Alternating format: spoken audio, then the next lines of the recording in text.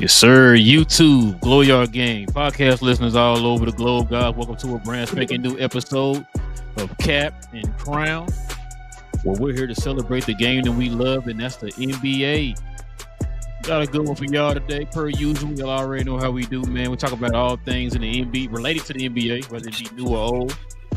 So do us a huge favor, man. If you're into NBA content, man, do us a favor. Hit that subscribe button if you're new, man. Join us here as we continue to build the channel up, man. And this is for the new format. And also, to everybody, hit them likes tonight for us, man. Everybody get them likes up for us. Help us build that algorithm up to find more NBA fans like yourselves. Also, too, if you guys have any questions, any comments addressing me and King here, we ask you hit us with the CN as in Nancy, C in front of your question or your comment. We'll be taking those at the end of the show. We ask you to be respectful in the comment section, of course, and we will take super chats first if any super chats come in. All right, King, you ready to get to it, man? Yes, sir, bro. Let's do this. Yes, sir. You already know how we do, man. Today's show has a certain theme to it, but we definitely got to start it off with I was told. I was told. I was told. I was told. I was told.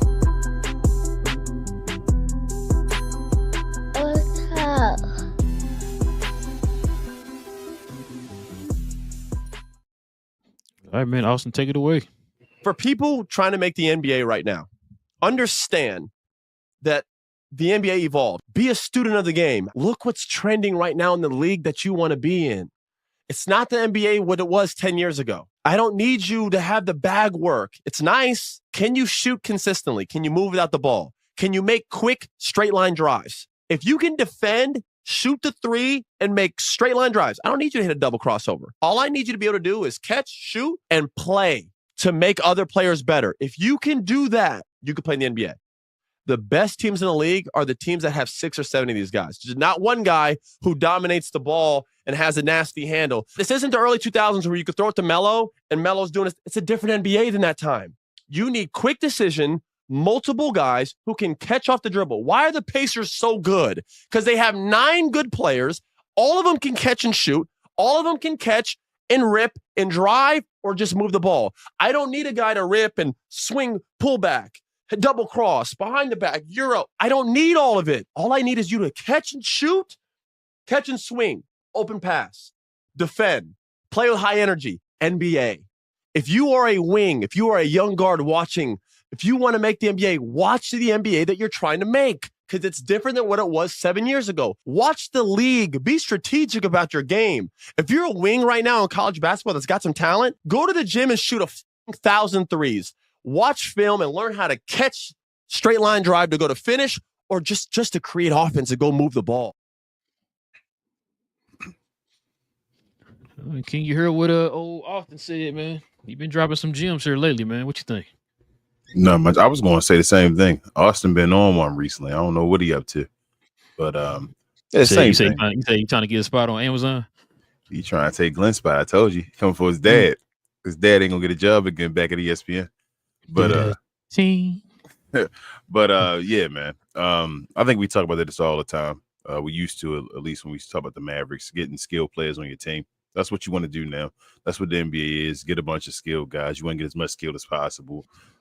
You don't want guys that can't do anything on the basketball floor because that's not the way the league is dictated this way, or at this time, I should say. Yeah, bro. Just more skill, role players. Not everybody's a superstar. We talk about that as well. You got to be able to do certain things on the basketball floor. So find a way, find a niche, find a way to be involved.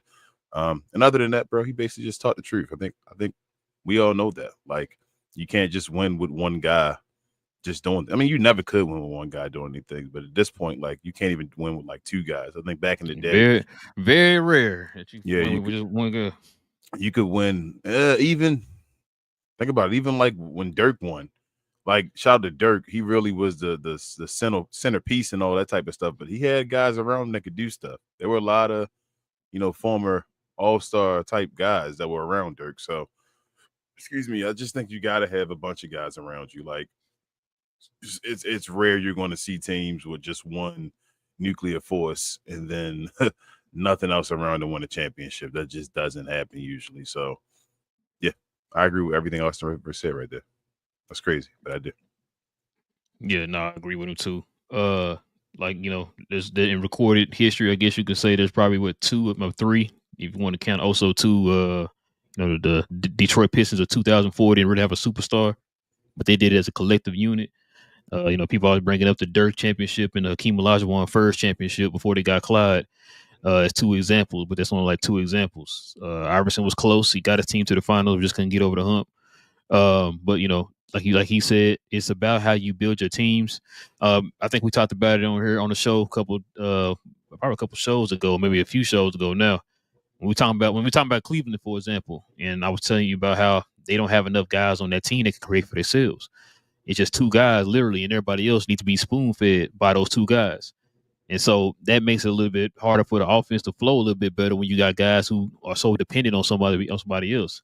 And when he said, look at Indiana, that was a perfect example. I mean, it's probably one of the many reasons why I picked Indiana to be where they at right now. It's because of the balance that they have on the team. It's not a bunch of guys who just dribble the air out the ball. It's a bunch of guys who can move the ball, a bunch of guys who can do multiple things. You know what I'm saying? Like, you ain't got to be John Stockton with the rock or anything, but you got to be competent enough to make plays when they need you to make plays. And they got enough guys on that team that can do that. And so that's what makes their team so balanced. With the way, I think we talked about it before too, how in today's NBA, it's not really an identity like it used to be back in the day. I think everybody tries to predicate their offense kind of in the same vein, I guess you could say, just a bunch of layups, dunks, and threes or whatever.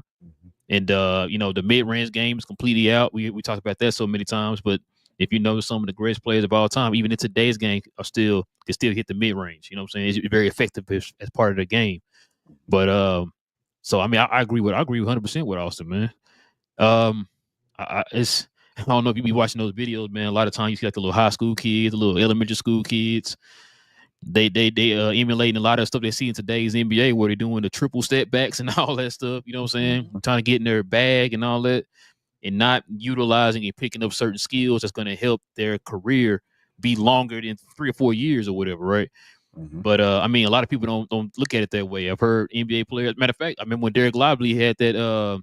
He went to a press conference. It was, what was it? Some kind of summit or something for Nike. He was there with Theo Pinson and somebody else. Can't think who it was. It was a couple years ago, but he kind of talked about that. He said, "Man, not everybody can be the star player, right? You have to find your niche in the league if you plan on being in the league for a long time. That's why you see so many guys like you was talking about with Taj Gibson. Why Taj Gibson still playing in the league? Taj Gibson might have found a niche. He might have found something that can keep his career going or whatever, right? Stop lying to the people. Yeah, you know it is. But yeah, shout out to Taj Gibson. But no, like I said, but we just gotta, it's just about you finding that. I know you always talk about that go-to, that signature, that's something that you can always count on. Like, yo, man, this ain't falling for me, but guess what? If you put me in this, it's damn near automatic. So we talk about like DeMar DeRozan. Like, you put him in the block, his jump shot ain't falling, he can't get to the basket or whatever. But guess what? When it counts, you put him on that block in the post, mid-range killer. You know what I'm saying?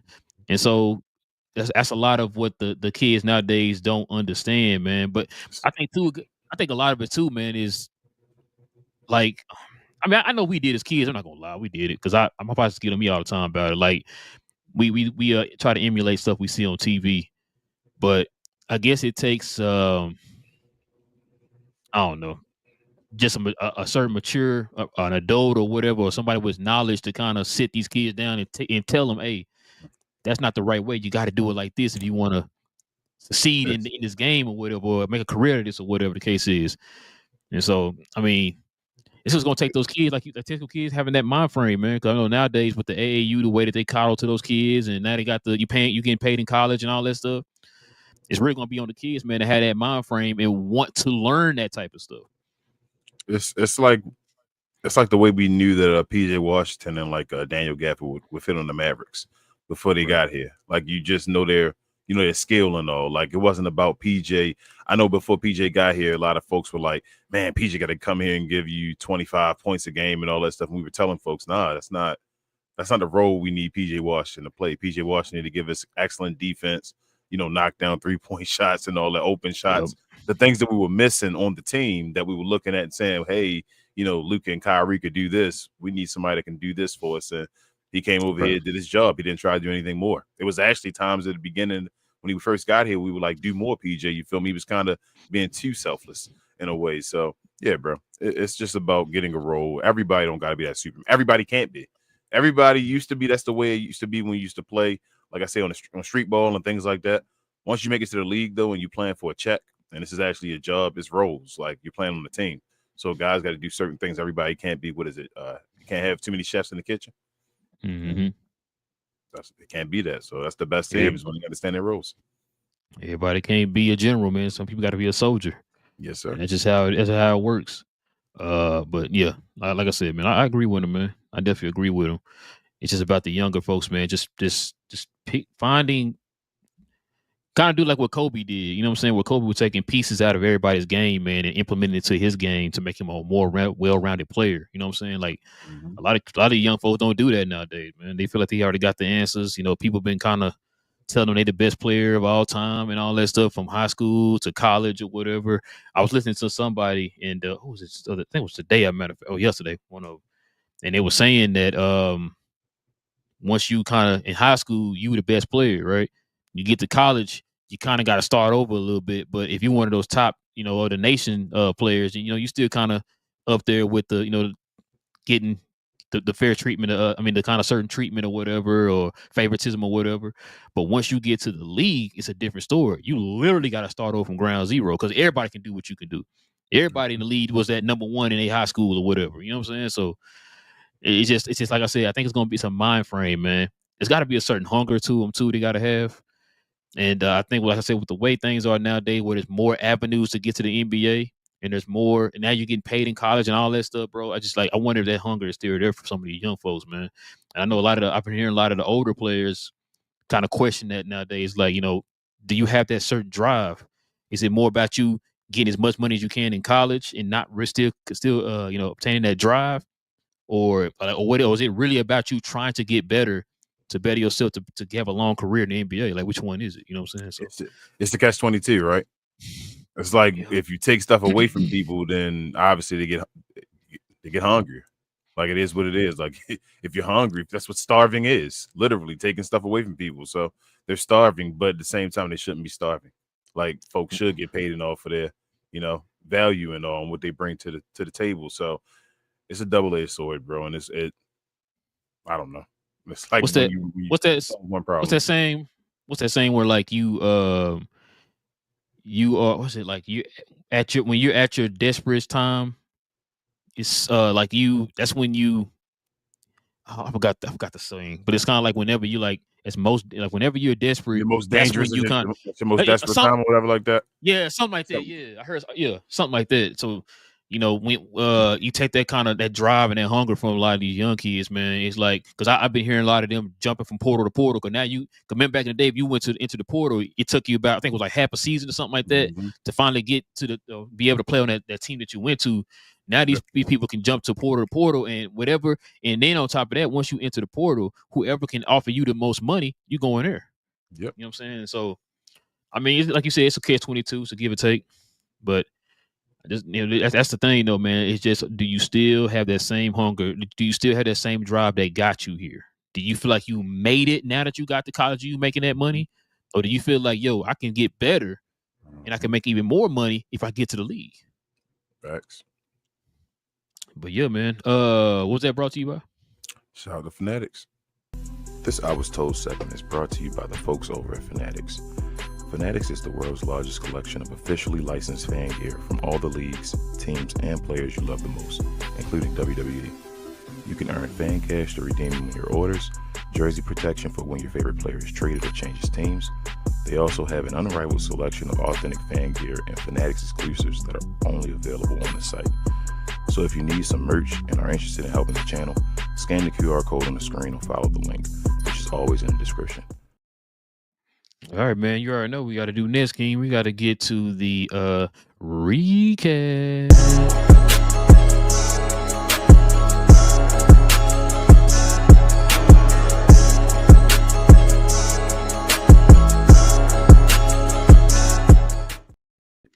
Playoffs still going on, man.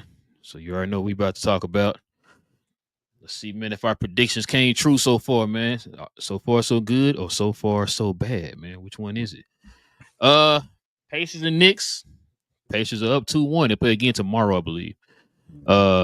So yeah, that's tomorrow, 8:00 right there. Well, 8:00 your time. It was at 7:00 my 7 time. o'clock your time, yes. Yeah. So Pacers are 2-1 right now. They lost by 6 to the Knicks in game 3. Kind of thought the Pacers were gonna get them another dub there. But so far, man, what you take away from this series, bro? And do you change your prediction? So I'm not going to change my prediction because I told you I wouldn't be surprised if the Pacers won. I was just being biased. I literally made my prediction being biased. For JB, game 3 was big. They had to win that because New York lost both games at home. If you ask me who I think will win the series, I think the Pacers are going to win. Like, I think they went up 2-0.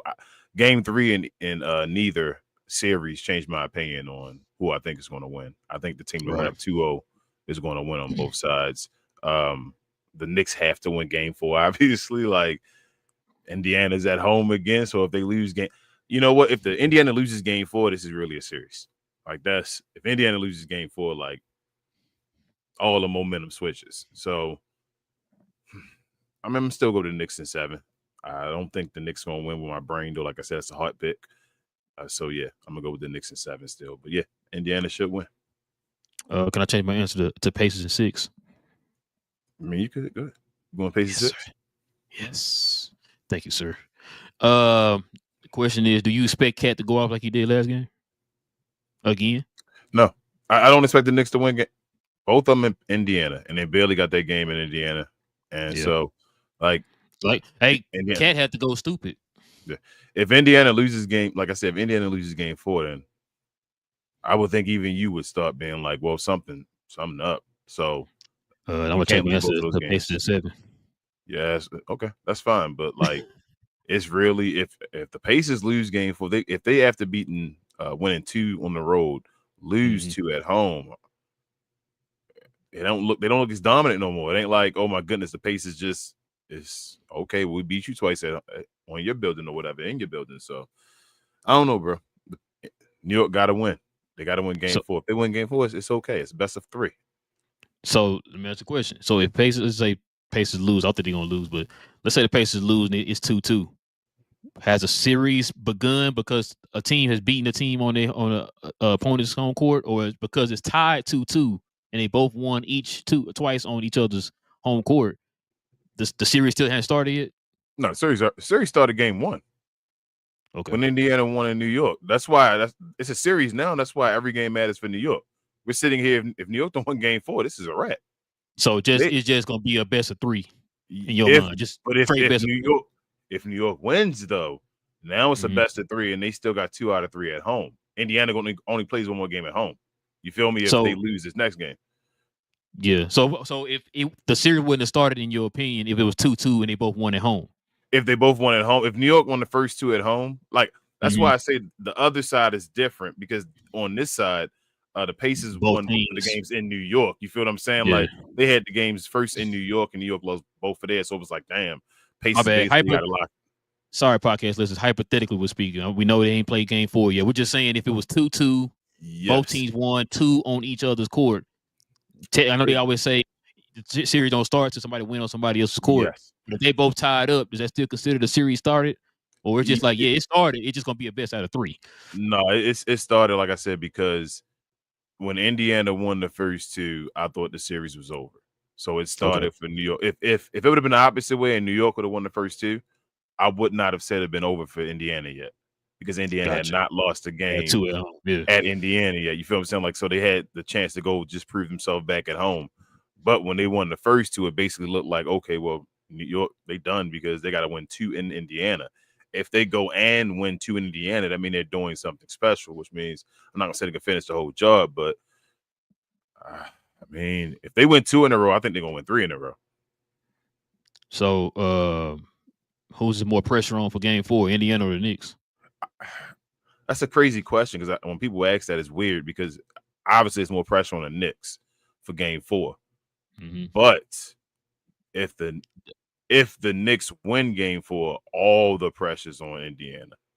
So I guess I asked you that because I was gonna see what were Like, do you feel like the Knicks showed you enough in Game 3 that make you say, like, you know what, a little bit of momentum? I can see the momentum swinging in the favor of the Knicks, and now the pressure is on the pace. Even though this pace still up 2-1, the way they played in Game 3, the momentum kind of, you know what I'm saying? Like, No. So I feel like you asked me, do I trust Cat? No, I don't. Ooh, shots fired. Okay.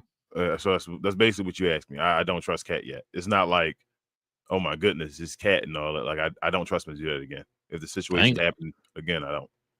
I ain't gonna lie. He looked pretty good, man. If I was in that game. He did, Yeah, but I I mean, don't trust him to do it again though. Like in that situation, no. he got to show me if he was going to do it again. Definitely. I was just about to say that. I gotta see consistency out of Cat, man, for me to say like, oh, okay, yeah, he's there. Because we saw that last year. Remember against the Mavs, he did like he had a good game, and then he followed it up with what was it, like 4 and 5, game 4 and 5, where he just didn't show up or whatever. And I think they took him out the fourth quarter in one of those games. And so that's what I'm saying. Like I'm with you. I gotta see more. Now I'm gonna tell you now though, I trust Cat more than I trust James Harden. Ooh, I can't. Team. I don't know. At this same point in their career, you trust Cat more than James Harden? So at this point, when James Harden was in the playoffs, yeah. So just if James Harden was the same age as Cat, you trust Cat more than James Harden? Yeah. Jeez, I don't know about that. Yeah. James Harden still was the number one going in the Western Conference Finals and all that. Like, I don't know. I feel you, but I don't know, man. I just remember a lot of them game 6s and 7s. I do, but James Harden was still that guy getting them into that game 6 and 7. Cat couldn't even win a playoff game. Remember at one point in Minnesota, Cat was trash in Minnesota for a point. Jimmy Butler series when they played against Houston, I think it was against James Harden. Wasn't it against James Harden? Cat was trash. James Harden and them cooked him. But I understand why you're saying that, though. He is the ultimate choke artist, James Harden. Hey, I that's not one of them I'm banging the table definitively. Like, oh yeah, he's way better and all that type of stuff. It's just like, if you give me an option right now, like, I mean, Cat didn't been to the conference finals twice now. It's part of the linchpin of a team that just been to the conference finals twice. And your boy James Harden, man, act like he can't show up in game 6, 7, damn near 5 in the first round. As I say, two things can be true, as I always say. You're right. But James Harden has been to multiple conference finals and a finals and been multiple conference finals, been as a number one. So that's my only pushback. Was Cat number one though? When? Last year with Ant? I was joking. I mean, with James Harden of let a 20 would James Harden let a 22-year-old? Would James Harden let a 22-year-old come and take over his spot? In Houston? No. Shoot, Daryl Moore wouldn't even let that happen. That's what I'm saying. Like, let alone James Harden. It is a different. Like, if James Harden had to be a number 2, maybe. I mean, James Harden choked it with OKC though, and he was number 3. So, yeah, I was just about to say that, bro. Like, you didn't even have to do that much in OKC. I mean, you had to do much, but you know what I'm saying. He didn't choke before then, though. He was already into the finals, though. So that's why James Harden's so weird, though, bro. It's like, James Harden, man. It's like he does it when the pressure, like, it could be pressure in the first round, right? Yeah. Like last year, it was a little bit of pressure in the first round because remember Kawhi was out, so they needed him to take that next step. Like, we need you to step up. You're the point guard. The ball's in your hand.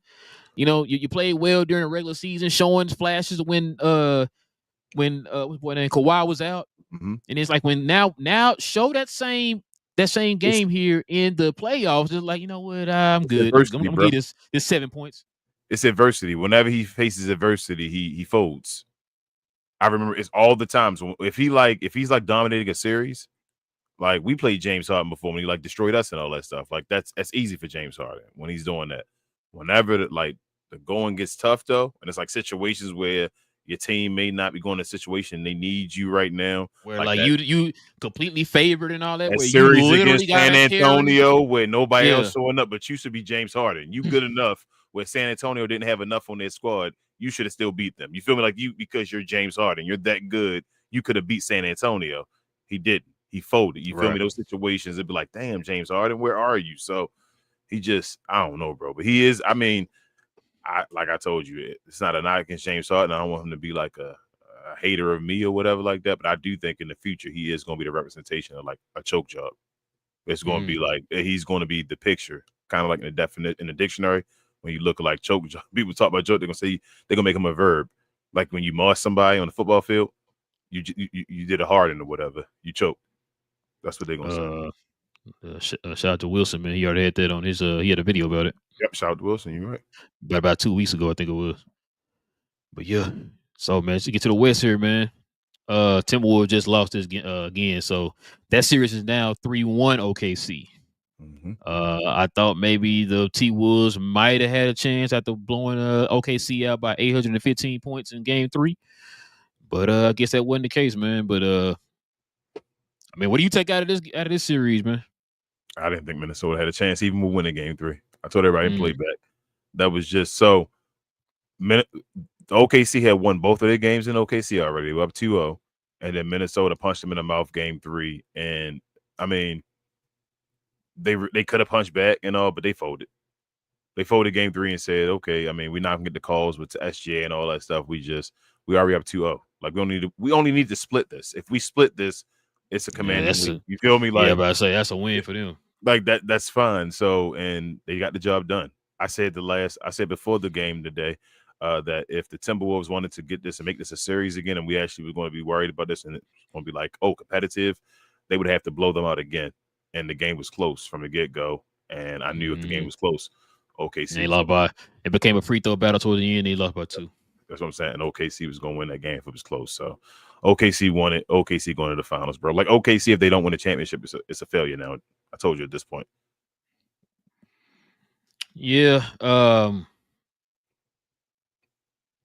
just trying to picture what would be said about this team this summer. What team? The Timberwolves. Oh, they overachieved.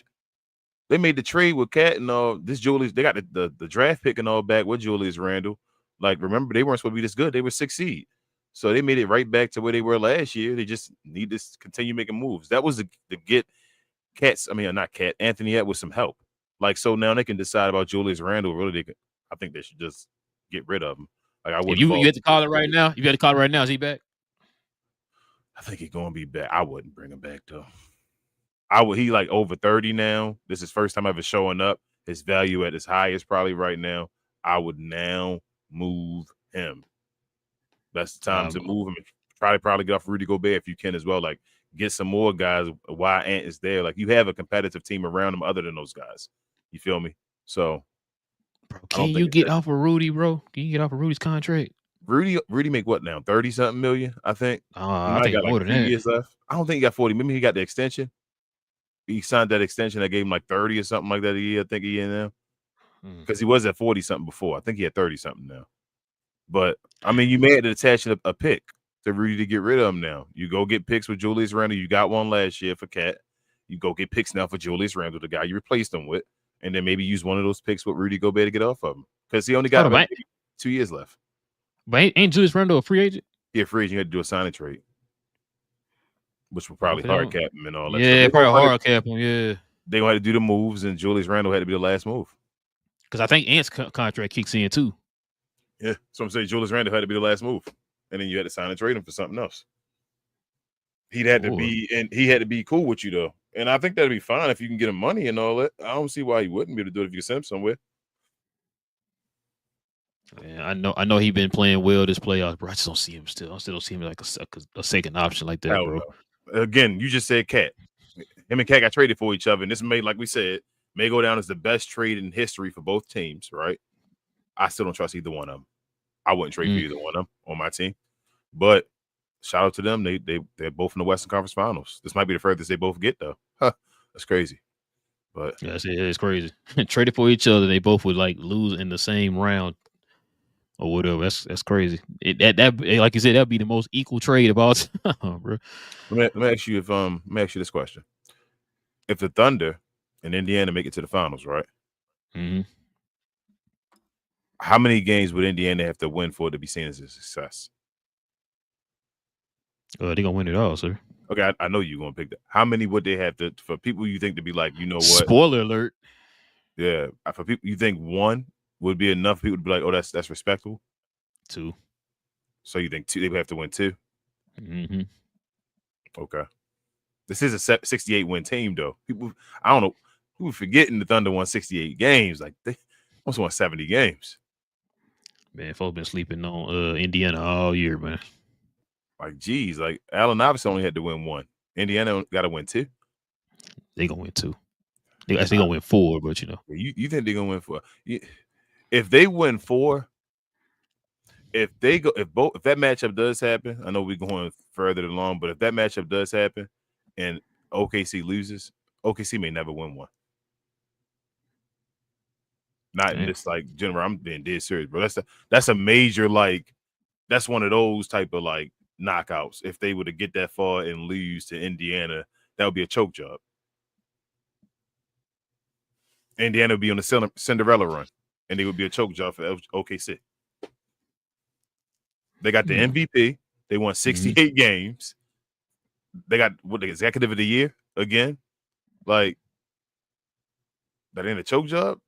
They 2 games away. They won more games than the Mavericks did when they won 67 that year. Let's just see what ESPN says. Yeah, you're right. That's how you judge. You got to see what ESPN say. They say it ain't a choke job, and somebody were hurt or whatever the case is. That's what you go by, King. That's what you go by. You're right. ESPN is the internet. I agree. There. But all right, man. That's pretty much. So you still got OKC, and what you got them in now? 5. I'm gonna still say. I want to still say 6. I'm gonna say Timberwolves win OKC next game. Yeah, I would say 6 too. You know what? No, I'm gonna say 5 because I don't think OKC wants to. If Timberwolves win the next game, it's just because then they're going back to Minnesota one more time before they go to. That sets up a game 7. Tell you the truth. I heard that before. Yeah, no, I'm gonna say OKC in 5 though. I'm gonna change it. I'm gonna say OKC in 5 instead of 6. Okay. I think OKC ends in next. And they go back to OKC. I don't think they leave OKC. Yeah, you're probably right though. I'm saying 6, but you're probably right. It probably will be 5. Probably close it out next game. Yeah. But yeah, man. All right, man. It was just like we just went over that. It was a recap of the Eastern Conference and Western Conference Finals, man. Y'all let us know what y'all's predictions are for both of these series. Do y'all change y'all's prediction, or is it still the same? Who do y'all have, man, and where do you have it going to? All right, King. You know what, man? I don't know if there's going to be a break in between any of these games, man, but hopefully they get a chance to pause.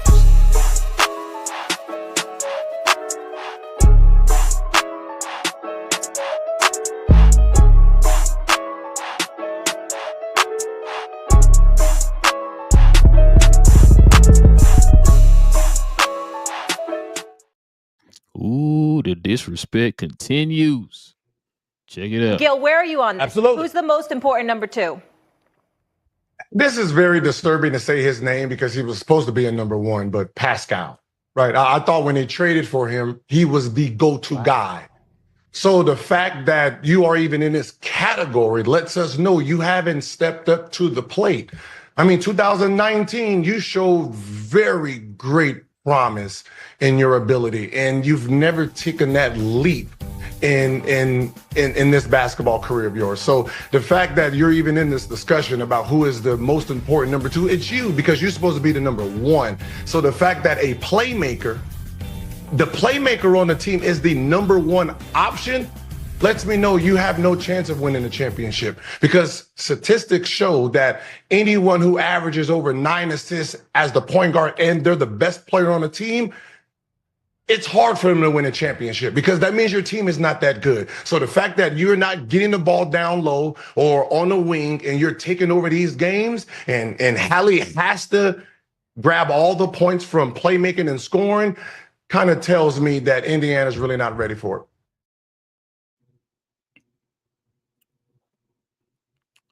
What's your takeaway, King? Well, usually the guys with 8 or 9 assists, they usually get to the finals. They don't usually always win it. They usually have weaker teams because guys get 89 assists because you're using a point guard or whatever to do that. Shout out to Jason Kidd. Shout out to John Stockton. Shout out to Magic Johnson getting the job done. Shout out to Holly, like he might get there. But I don't know why I became a bashing. Pause to Gilbert Arenas, a bashing of Pascal Siakam, asking about being a second option. I didn't think Pascal Siakam, when he got traded there, was going to be the number one option.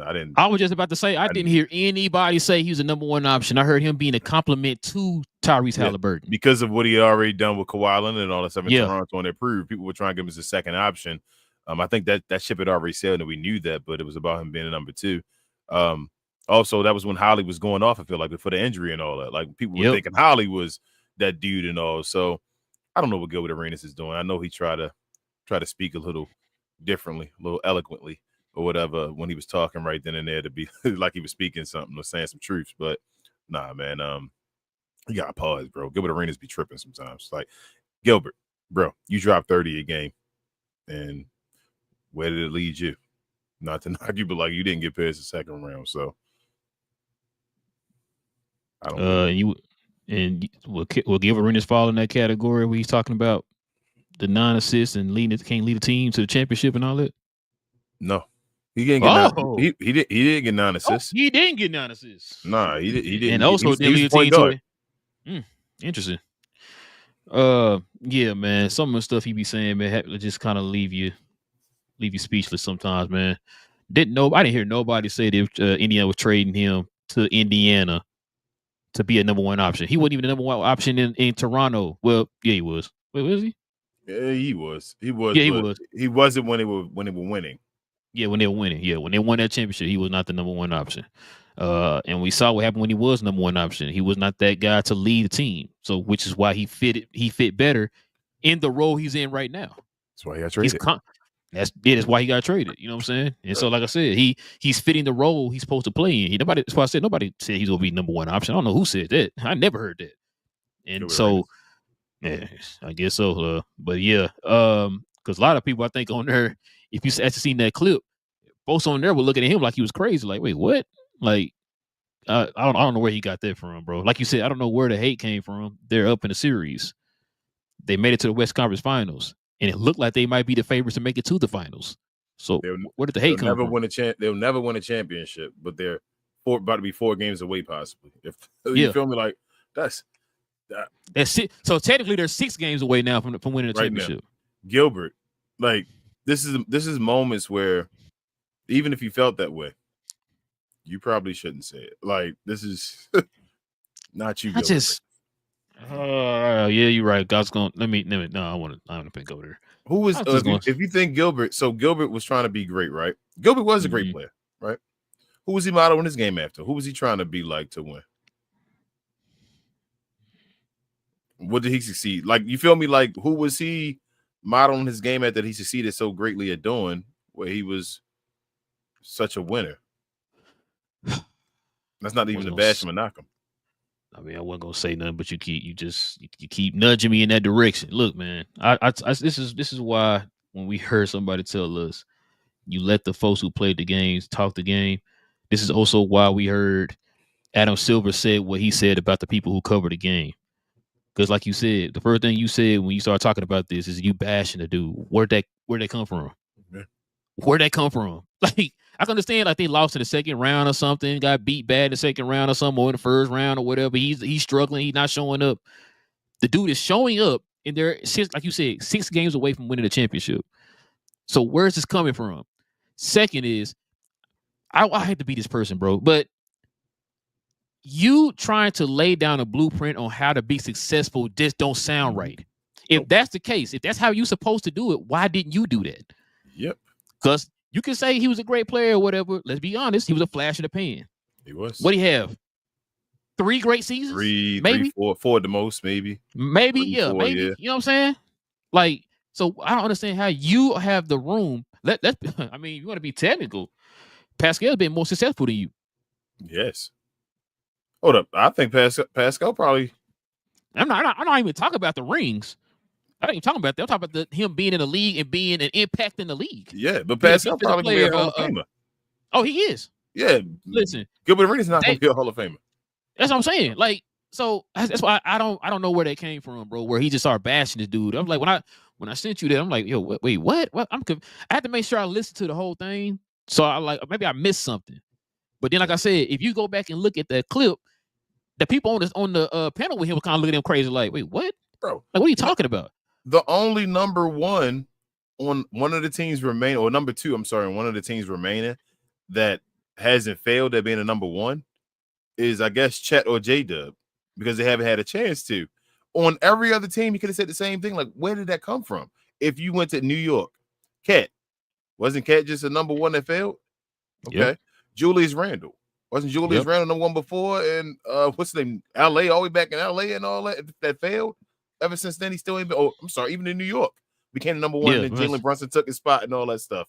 Like, I don't know where that came from. Like, that's when some of the times when we hear comments and all, it's like, where'd you get that from? Why are you hating? Why are we talking about that? Yeah. So he definitely gonna have to pause on that one, bro. Yes, sir. Yeah, got some more Indiana hate. Check this out, man. Your boy, man, Stephen A. At it again. No Timberland. You're both wrong. I'm not agreeing with you on this at all. And I don't have to worry about how, folks are coming late to the party. I wanted the Knicks to draft Halliburton. Remember that. I wanted them to draft Halliburton instead of Obi Toppin. I think he's a damn good player. I think that he's a star in this league, but superstar status is reserved for the select few. And I don't view him that way. However, and I know that he shows up in the clutch moment. He deserves our credit. He's a big-time player. I like him a lot. I've always said that. So I don't have to worry about how I'm being perceived in terms of what I've had to say about him, because I've always celebrated him. Having said all of that, I'm going to sit up there, Eminem and Jay, and look at y'all like this. You're talking about big shots, right? And you're talking about how big shots qualify you as a star. Was Robert Horry a superstar? Nobody hit more big shots than that. Are you comparing Tyrese Halliburton to Robert Horry? No, I'm not. Okay. What I'm saying is, in terms of the big shots, I'm talking about the big shots, what you said about big-time shot making. I'm saying when you bring up somebody that's got about 7 rings, when you bring up the Chauncey Billups of the world who hit big shots and stuff like that, there have been plenty of people throughout NBA history that were really damn good and hit big-time shots, but they still weren't labeled a superstar. So just because you show up in the clutch and you make big shots doesn't make you a superstar. That is my point of what I'm saying. Tyrese Halliburton can ball. The brother is a star. People who labeled him overrated were just hating. They should be ashamed of themselves. The brother can play. All of that true. But when I think superstar, I'm thinking Steph. I'm thinking LeBron. I'm thinking people like that. Careers, I'm thinking Shea Gilgeous-Alexander. I'm just saying.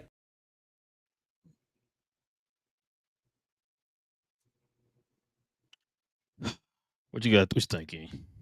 I hate that guy. Takes. I It's hate. I hate him. It makes no sense. It's like you can go ahead. just got some questions. I'm sorry. I just got some questions, bro. Mm-hmm. One thing I hate that Stephen A. does, this is all part of his shtick, right? Mm-hmm. Before he tears somebody down, he gotta say, well, I was the one who did this, that, this, and that, and this, and then tear that person down. I never heard you say anything about Halliburton going to New York. I didn't hear that. I didn't either. Well, so that's one thing. Let me ask you a question. Did Shea eventually work his way up to being a superstar? Yes. Okay, gotcha. Oh, you talking about as far as the Stephen A. Smith and them? Yeah. No. Oh, because I was about to go there too when you asked me. I was going to ask you about Ant, about SGA, and I love Ant. Why is Ant a superstar? And I love Ant. Why is Ant a superstar if Halliburton is not a superstar? That's what Ant just been to the conference finals 2 times. This is success finally these last 2 years, right? Yeah. Halliburton did the same exact thing. Yep. On the opposite side. It may go to the finals this year. You feel what I'm saying? Mm-hmm. Why is SGA finally, like we said, got past the second round this year? He's finally in the conference finals. Finally, this is the furthest he's been. Halliburton had already, in 7 years, you finally got through the conference final. But go ahead. Halliburton had already last year went further than SGA had ever been. He's the main guy on the team, the guy making the All-Star game. He's that guy. But for some reason, we keep trying to find ways to not give him his credit instead of giving him his credit. Like, this is the times where they're trying to manufacture things, and I don't understand it. It's like Stephen A. Smith.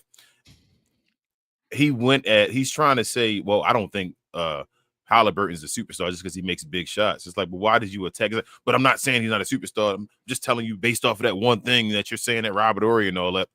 If I'd have said to him, well, Ant not a superstar because he makes big shots. Big shots don't mean anything. But he had the same opinion? No. It don't make sense. Stephen, he just want to be heard, bro. Like, and he yells. I think the part that bothers me the most is that he's fine yelling ignorance or yelling what's wrong. It doesn't like he yells. You know when you yell stuff that's right or like you yell stuff that's wrong, like you know it's right. Like that's the worst when you're like, bro, you're yelling. That is wrong. And you just keep like, yeah, man, I know it. I'm going to stand behind it. I guarantee it. That's Stephen A. Smith. And what he does bleeds over to social media and other platforms. You know what I'm saying? When he does that. So this the thing, man. This right here just shows you, like you said, it feels manufactured because you start, like you just said, what's the difference between Halliburton and Ant? Now this dude lead the lead now twice not this year because what's the boy name? Trae Young has led the league in assists, but last 3 years, he's top 3 in assists. Yep. Definitely think number 1 in turnovers as far as less turnovers. You know what I'm saying? How many times we seen this dude get you like 15 assists, no turnovers or whatever? You know what I'm saying? Like the dude, it's not just about him making clutch buckets. It's him stepping up in those moments. How many times have me and you talked about what makes a superstar or a great? Like, yeah, you give me these numbers or whatever in the regular season, but can you go far and beyond that when it matters? Right? We talk about that all the time. Me and you talked about, Halliburton give you little solid numbers in the regular season. Does he not go far and beyond that in the playoffs? Yep. Have we not seen it multiple times now? Has he not gotten better each year? He does what he needs to do, bro. So when he's a point guard that goes out there and sets his team up, facilitates. And then if you need me, like if my team isn't scoring and you need me to get buckets, I'll get buckets. Shout out to i.e. Chris Paul. I was just about to say, I would not Chris Paul. I'm gonna say Steve Nash. Okay, but what?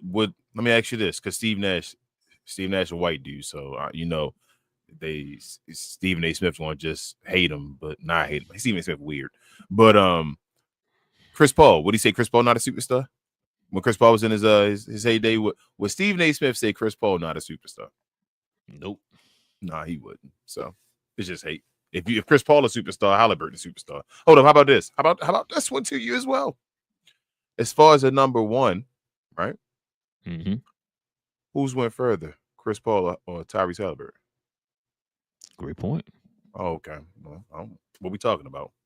He leading the league in assists. He's doing everything Chris Paul was doing. Other than he's not as good as a defensive player, and he impacted winning more. We're probably worse players.